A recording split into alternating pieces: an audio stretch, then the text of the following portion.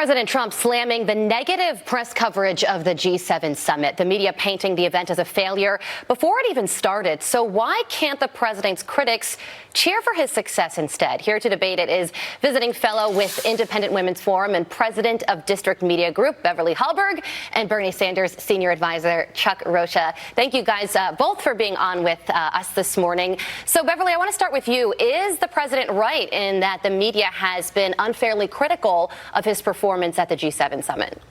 I think in regards to some of the reporting, I think he is correct. He did mention in that meeting that he just had with the German chancellor that there's a lot of unity among the different leaders that he has been meeting with. But I think whether it is incorrect reporting about some of the facts behind the scenes and also the way the media are reporting about a potential recession, there's lots of concern with the way that they're peddling a narrative. I think it's kind of gone from collusion to now a recession, even though we have a 50-year low when it comes to unemployment. We have all-time historic records in many areas of the economy, so I think the president does have a point.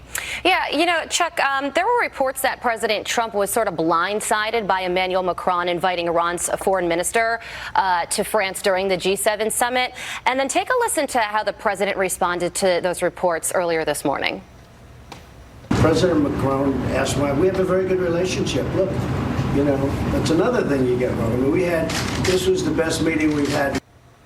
Okay, so the narrative was that there was chaos in France, but that doesn't appear to be the case. So, Chuck, how do you explain that? I explained that it's good for ratings whether you love him or you don't like him at all. That's why people cover him nonstop. That's one of the first time in American history we're covering a president's tweets.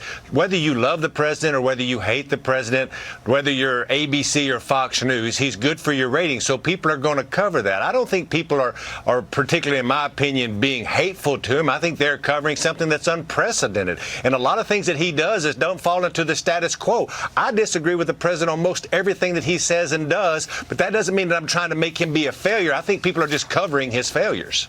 Oh, so you think, okay, so let's take a look at some of those negative headlines really quickly. Politico, Trump walks into a nightmare G7.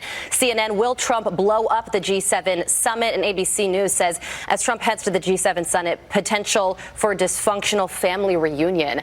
Beverly, do those seem like fair headlines to you?